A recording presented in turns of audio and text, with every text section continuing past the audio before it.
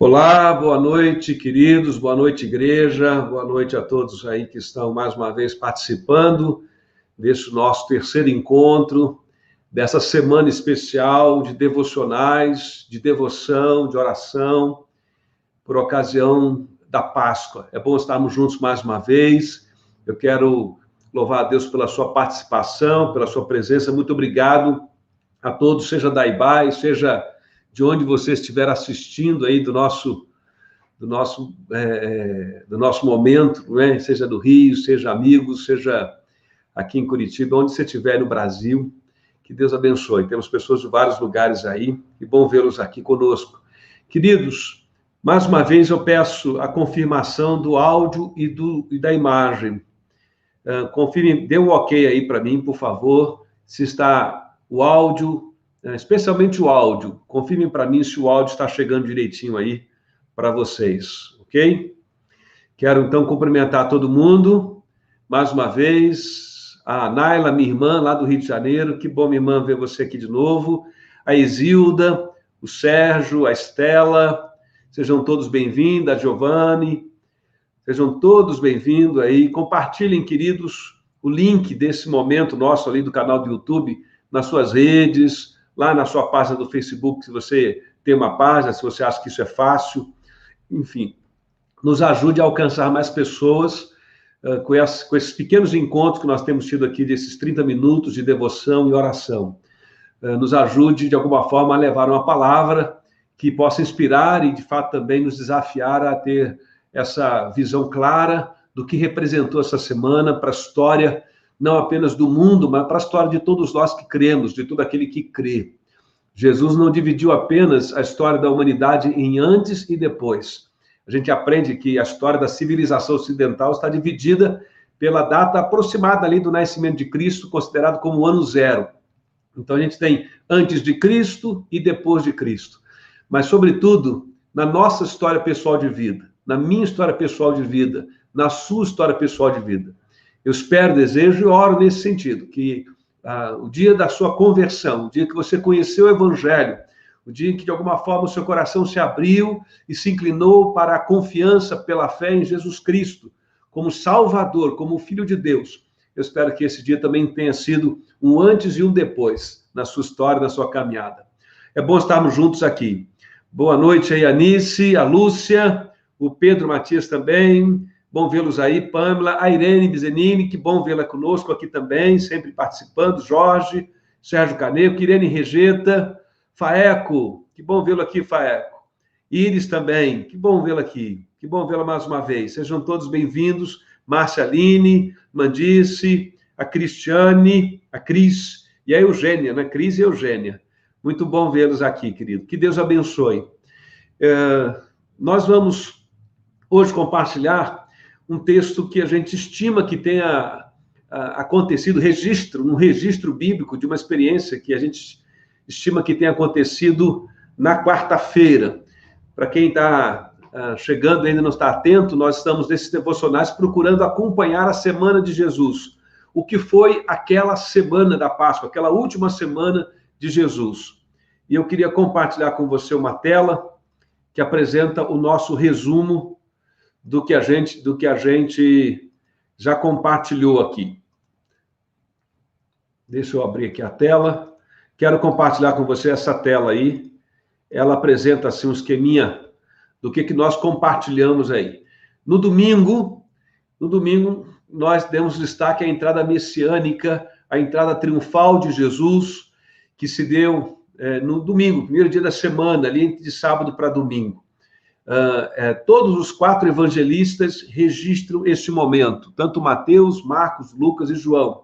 E nós já comentamos que, certamente, a razão para esse registro dos 4 evangelhos é porque marca o início de uma semana que foi determinante na história e de Jesus, do ministério de Jesus, que foi, então, a semana que culmina e termina com a sua morte e ressurreição. Os evangelhos, eles narram histórias parecidas, dando destaque, uma perspectiva outra um pouquinho diferente, mas há determinadas passagens da vida de Jesus que só Mateus narra, que só Lucas narra, que só Marcos narra, que João narra diferente. Então, a entrada messiânica é interessante porque os 4 evangelistas narram. E ali já dá o tom, porque Jesus foi aclamado como rei, e ele, um rei Messias, o cumprimento da profecia, aquele que viria descendente de Davi para restaurar o reino de Israel. Há uma expectativa de que fosse um reino temporal, físico, e certamente a multidão fica frustrada durante a semana quando vê que isso não acontece. Aí falamos depois, na segunda-feira, sobre a purificação do templo, aquela atitude também profética de juízo da religião mecânica, da religião que vira um negócio, e não daquela que brota do coração, que verdadeiramente adora em espírito e verdade.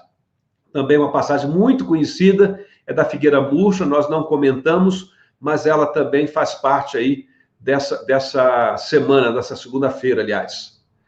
E o que é que nós temos? Na terça-feira, nós temos de terça, na verdade, segunda, terça e quarta, os ensinos de Jesus no templo. E existem diversos ensinos. Ele conta parábola, o evangelista Mateus fala bastante do fim dos tempos, registra o discurso e as parábolas de Jesus falando do fim dos tempos. Já João vai registrar aquele momento especial mais íntimo de Jesus com os discípulos. É um registro um pouco diferente do que faz Marcos e Lucas. João vai registrar a fala de Jesus sobre o Espírito Santo, fala do seu momento mais íntimo. No Evangelho de João, capítulo 13, eu vou ler para os irmãos, diz assim: um pouco antes da festa da Páscoa, sabendo Jesus que havia chegado o tempo,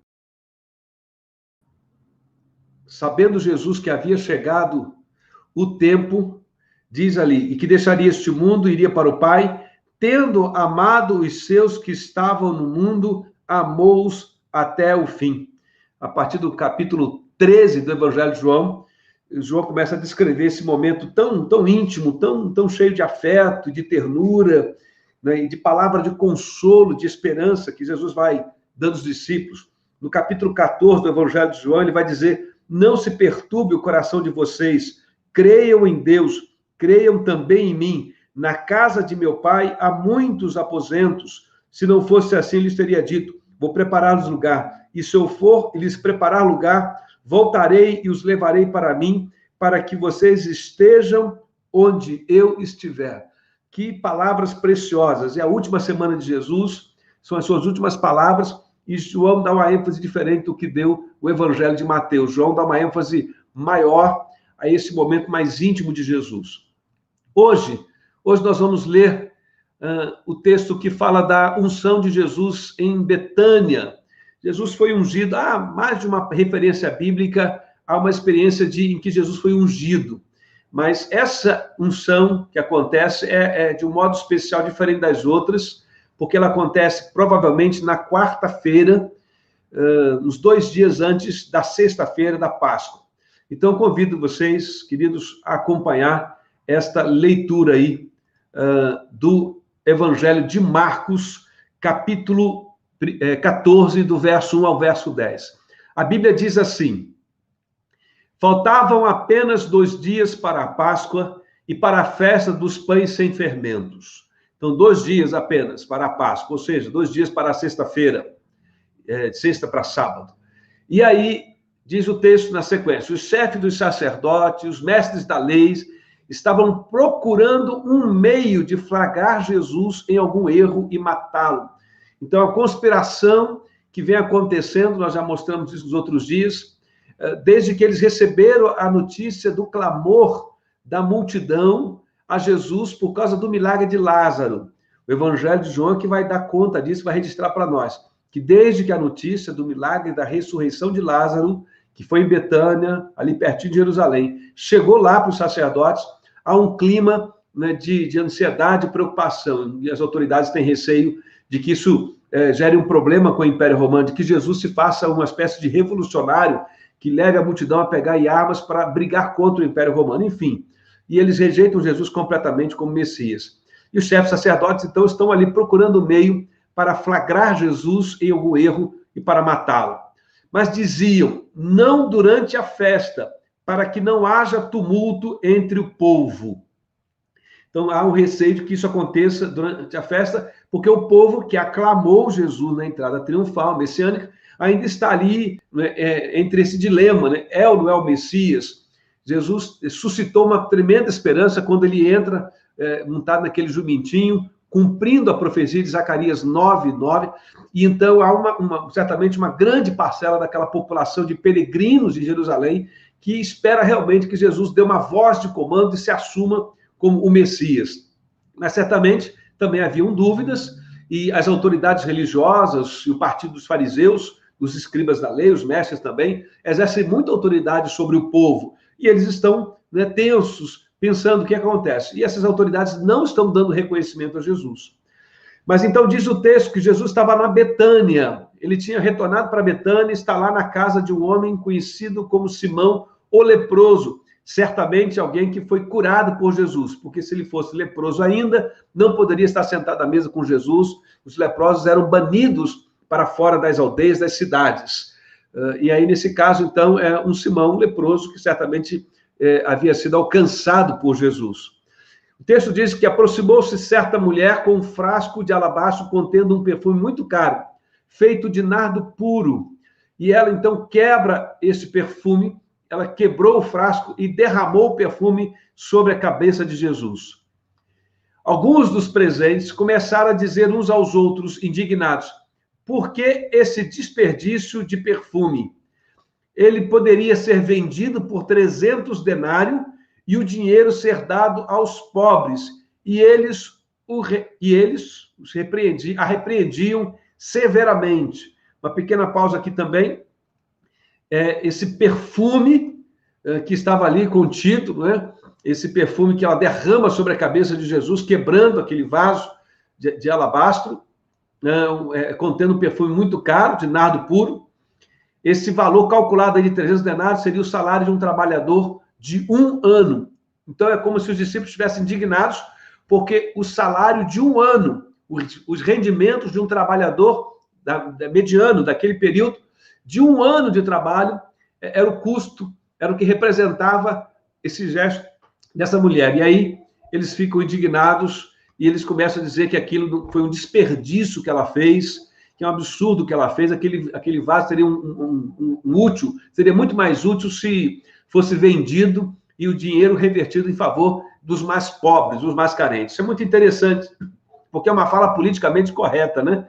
Mas Jesus vai corrigir e vai dizer, deixe-nas em paz, disse Jesus, porque estão perturbando, ela praticou uma boa ação para comigo.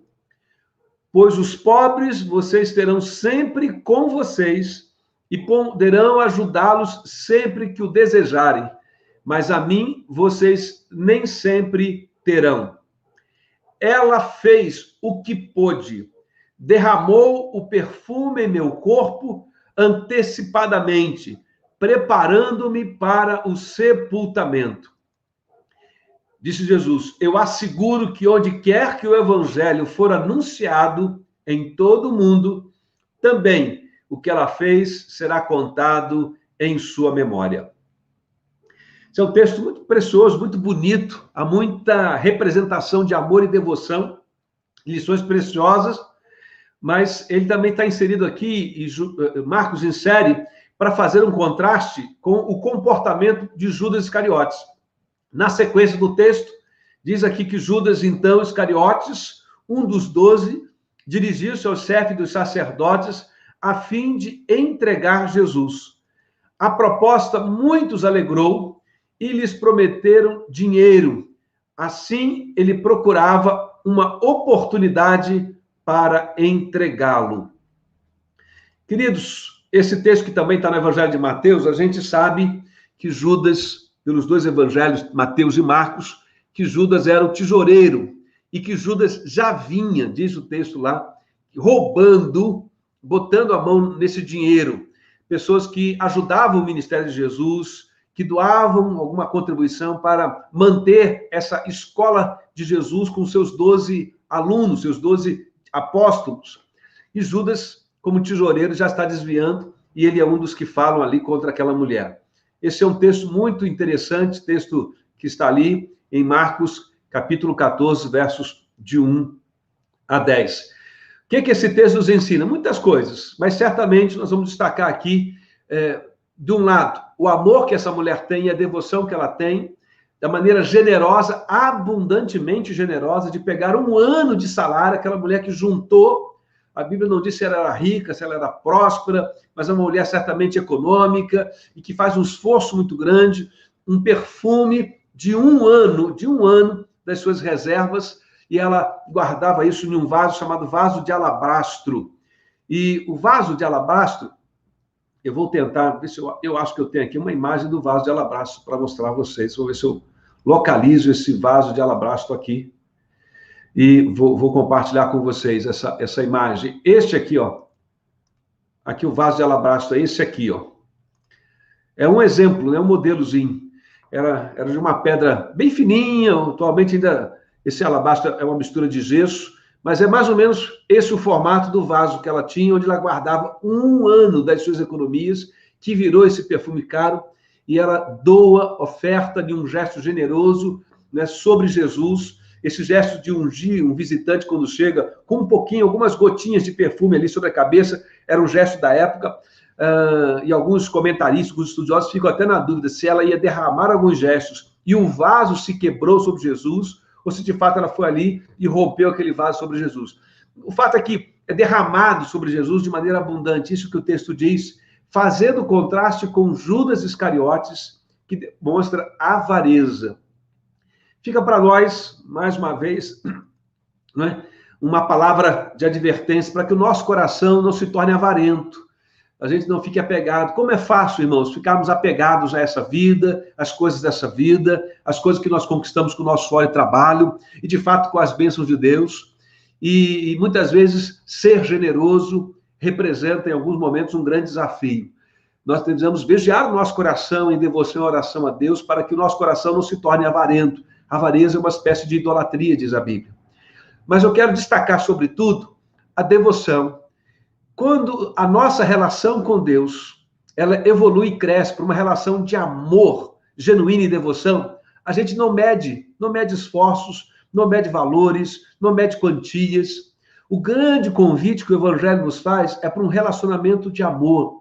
E essa foi a dificuldade de muitas pessoas nos dias de Jesus, de uma mentalidade religiosa, legalista, porque o legalista, ele mede quanto contribui, ele mede quanto tempo ele gasta, ele vive medindo as coisas. A relação deles é uma relação de troca, de negócio, assim como Jesus confrontou lá no templo. O templo, que era símbolo da presença de Deus, do favor de Deus, a casa de oração se tornou um negócio. E muitas vezes o coração, quando se torna essa relação religiosa com Deus, mecânica, essa é uma tendência que eu preciso vigiar no meu coração, nós precisamos vigiar no nosso coração. A Páscoa é um convite para, mais uma vez, nós respondemos ao gesto de graça e de compaixão de Deus com amor e devoção. Quero terminar, então, essa minha palavra, para a gente já entrar aí no momento de oração. Estou tentando observar um pouco mais aqui, com mais zelo, o nosso horário de oração. Mas eu queria convidar você para isso. Olhe, por exemplo, dessa mulher que ama, e por amar o Senhor Jesus, seu coração está cheio de gratidão. Você não sabe o que ela viveu, o que Jesus fez por ela. Será que ela foi alcançada por um milagre? Será que foi uma palavra que ela ouviu de Jesus? Será que é alguma coisa que Jesus fez? A gente não sabe, o texto não diz. O texto não explica a motivação, mas nem precisa. Estava esses dias ouvindo o depoimento em uma palestra, sobre um movimento, ficou conhecido, o movimento dos moravianos, faz parte da história da igreja, mas os irmãos morávios, ou o movimento moraviano, eles se vendiam como escravos junto de muçulmanos, trocando, resgatando escravos, homens livres, né, os irmãos moravianos, depois você pesquisa sobre isso, os moravianos, e eles chegaram a ter uma paixão tão grande pelo evangelho e pela obra missionária, que eles negociavam a liberdade deles, se oferecendo como escravos para resgatar escravos. E o que ele tinha no coração, no propósito deles? Era, na função de escravos, junto de muçulmanos, por exemplo, eles apresentarem o evangelho de Jesus. Então, quando se ama, quando a gente entendeu o que é o evangelho, quando a gente entendeu o que significou a morte de Jesus na cruz do Calvário, a graça da salvação que eu não merecia, que você não merecia, nós estávamos condenados no nosso pecado. Deus poderia ter esquecido a humanidade abandonada no seu próprio pecado, poderia ter destruído a humanidade e ter refeito um novo Adão, uma nova Eva, mas a Bíblia diz que Deus nos amou o ser humano que ele criou à sua imagem e semelhança, como um pai que ama o filho. Mesmo às vezes um filho difícil de lidar, de difícil trato, mas o pai ama esse filho, essa filha, e faz o que pode para, de alguma forma, proporcionar o melhor para essa pessoa, para esse filho, para essa filha. Assim Deus faz conosco. E nós estamos condenados, perdidos, debaixo da maldição do pecado. E o que Cristo faz? Cristo vem e se oferece em nosso lugar. Então, essa semana da Páscoa é uma semana de convocação para que a gente possa ter uma relação de amor genuíno com o Senhor. De algum modo, tudo que ele vai compartilhando confronta o legalismo religioso e vai fazendo com que aquelas autoridades cada vez mais fiquem com o coração fechado para Jesus. O orgulho, a soberba, a prepotência, a arrogância domina o coração daqueles homens. Eles ficam cegos para ver a graça de Deus revelada através de seu Filho Jesus. Mas, ao mesmo tempo, que há essa denúncia do coração humano duro, representação do típico coração humano que rejeita a fé, que rejeita o evangelho, que é cheio de si mesmo, representado ali naqueles homens, naquelas autoridades. Ao mesmo tempo, esse evangelho traz um exemplo como dessa mulher que se doa de maneira tão apaixonada com seu coração ao Senhor Jesus e doa 1 ano do trabalho da sua vida naquele perfume que ela derrama sobre Jesus. Queridos, que o meu coração, eu possa amar o Senhor assim, que o seu coração, você possa amar o Senhor assim. Amém? Que seja assim conosco. Que o nosso amor seja um amor extravagante, generoso, abundante. E isso se reflita na nossa relação com a nossa família, que isso se reflita no nosso relacionamento com os nossos vizinhos, com os nossos colegas, pares de trabalho, profissional, que isso se reflita na nossa comunidade, na nossa igreja, nos nossos relacionamentos mais variados. Que haja amor. Amor não se cobra, amor não se reivindica. Jesus não pediu àquela mulher que ela fizesse isso, mas ela fez porque ela amou. E é assim, a gente deve amar as pessoas, não cobrar delas amor, mas nós oferecemos amor às pessoas. Não é? Que seja assim conosco. Queridos, essa é a palavra que eu tinha para deixar para você hoje. Você está acompanhando, então, aí as nossas devocionais relacionadas a cada dia da semana. Amanhã, quinta-feira, a gente volta, se Deus quiser, para falar do que foi aquele momento final de Jesus, a instituição da ceia, o seu momento de oração da madrugada e quando ele, então, é preso. Esse é o nosso próximo momento, né, que a gente vai ter aqui, se Deus permitir, amanhã. Eu convido você para voltar, convido você para compartilhar, convido você para ler nos evangelhos o que nós estamos compartilhando. Estou colocando os textos, as referências, também para servir de estímulo, para que você mesmo faça nessa semana a sua leitura, né, e deixe que o Espírito de Deus fale ao seu coração, e desse modo vamos juntos preparando o nosso coração, a nossa alma, para a sexta-feira, para o sábado e para aquele domingo especial na nossa igreja. Vamos celebrar de madrugada, de forma online, ao vivo, mas às 6h30, 7 horas da manhã, o culto da ressurreição. Então, essa semana o que nós queremos é preparar os nossos corações para este momento. Muito bem, convido você para mais uma vez. Nós temos um tempo de oração e hoje nós vamos orar mais uma vez em favor dos que estão desempregados, talvez algumas pessoas sofrendo carestia, né, já, né, em função disso, quanto comércio fechado, quantas lojas, restaurantes, quantos profissionais, pequenos negociantes, pequenos microempresários, gente com muitas dificuldades aí, e tantos outros profissionais tiveram seus negócios afetados.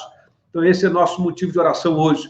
Falamos de dinheiro, de doação, de avareza, de amor, né, que se doa. Então, vamos orar por isso, pela misericórdia de Deus, né, para que essa pandemia passe e para que as pessoas possam ter, de modo criativo e pela graça de Deus, meios, né, de encontrar uma alternativa profissional para suas vidas, aqueles que, de alguma forma, sofreram um impacto financeiro do lockdown, desse distanciamento social, do pouco movimento que acabou acontecendo durante esse período aí. Então, convido você, vamos orar juntos mais uma vez, queridos? Vamos mais uma vez colocar diante do Senhor esse nosso momento. Pai, nós te damos graças mais uma vez por esse tempo juntos aqui. Obrigado, Deus, pelos meus irmãos, pelas minhas irmãs, por cada pessoa que tem acompanhado esse momento devocional, que tem estado conosco aqui de modo online, ó Deus, orando. Seja agora, nesse momento, ao vivo aqui, seja assistindo depois a gravação em um outro momento. Nós oramos em nome de Jesus, abençoe cada um deles, abençoe suas casas e suas famílias. Ó Deus, nós apresentamos aquelas pessoas do nosso relacionamento, aqui da nossa igreja, de cada um de nós, ó Deus, que estão atravessando um momento difícil. Nós pedimos por aqueles que estão enfermos, por aqueles que estão nos hospitais, rogamos a bênção do Senhor sobre essas pessoas, dos nossos relacionamentos, amados, queridos, que estão atravessando aí, ó Deus, um tempo difícil da doença, seja pela contaminação, ó Deus, do coronavírus, seja por uma outra enfermidade, numa época tão difícil para se ter assistência. Consola seus corações, ó Deus, abençoa os que estão cuidando dos nossos queridos ali nos hospitais. Nós pedimos, ó Deus, pelas famílias, mais uma vez, que vivem a experiência do luto, da perda nesses dias, ó Deus. Deus, pessoas que partiram por conta desta pandemia, foram contaminadas, suas vidas foram, Deus, de alguma forma atingidas de maneira tão triste por esse momento. Nós rogamos a bênção do consolo e do conforto do Senhor, assim como o Senhor Jesus disse do Evangelho de João, falando do Espírito Santo. Ó Deus, nós rogamos que o teu Espírito Consolador abençoe essas famílias. Colocamos também diante do Senhor, ó Deus, aqueles que neste momento sofreram o impacto financeiro, pequenos negociantes, pequenos comerciantes, autônomos, profissionais liberais, o microempreendedor. Deus, tenha misericórdia do nosso país, da nossa nação. Rogamos, ó Deus, que através daqueles que governam, que têm o poder de decisão, ó Pai, haja sensibilidade no coração das nossas autoridades, para que elas possam adotar as melhores políticas possíveis de favorecimento econômico desses profissionais. Ó Deus, tenha misericórdia deste momento que o mundo vive e do nosso país especificamente. Senhor, concede a essas pessoas que elas possam ter, ó Deus, a assistência necessária, o apoio necessário, que os recursos cheguem, ó Deus, que a dispensa, ó Deus, seja abastecida, ainda que de uma forma tão milagrosa, pela assistência, ó Deus, que o Senhor há de nos dar. Ó Deus, temos aprendido na tua palavra, no milagre da multiplicação dos pães e peixes, ó Deus, e há registro desse momento, que ali o Senhor é o Deus da providência, o Senhor é o Deus que provê, seja através de um amigo, de um parente, da igreja, de alguma outra instituição, ó Deus, que não falte pão sobre a mesa deste trabalhador, deste homem ou desta mulher, que sente o impacto econômico na sua vida. Ó Deus, de horizonte estreitos, Pai, esses que estão sem trabalho, sem provisão para a sua vida, ó Deus, em nome de Jesus, tenha misericórdia, Senhor, dessas pessoas, nós clamamos por ela agora, e nos dê corações sensíveis, corações, ó Deus, generosos, como essa mulher, que nesta quarta-feira da Betânia, ó Deus, ela ungiu a cabeça de Jesus, e um símbolo também profético da sua morte e ressurreição, sem que ela soubesse certamente. Ó Deus, nós rogamos a tua bênção, Senhor, dessa forma sobre aqueles que têm, dá-nos a sensibilidade, ó Deus, para repartir o que nós temos. Nós oramos e mais uma vez clamamos ao Senhor, livra-nos do mal e abençoa-nos com esperança renovada, com confiança renovada diante do Senhor. É a nossa oração, e assim clamamos em nome de Jesus.